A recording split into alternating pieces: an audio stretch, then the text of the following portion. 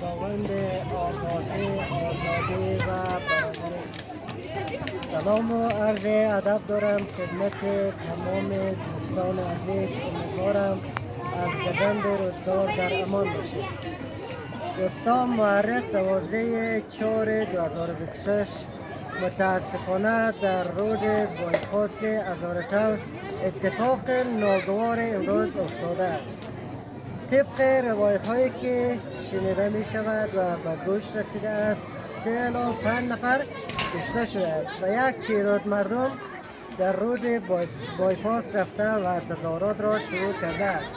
اما متاسفانه ما مردم هزاره در هیچ کجا و در هیچ سرزمین آرامش نداریم. چند روز قبل در منطقه هرات بالای شیعیان حمله کرده و مردان تفنگدار یک تعداد از آدمها را به قتل رسانده است. و فعلا موقعیت ما در پارک حسینیان است که ما برای تک دوستا و در سراسر جهان آرزوی خوشبختی و صحتمندی آرزو دارم.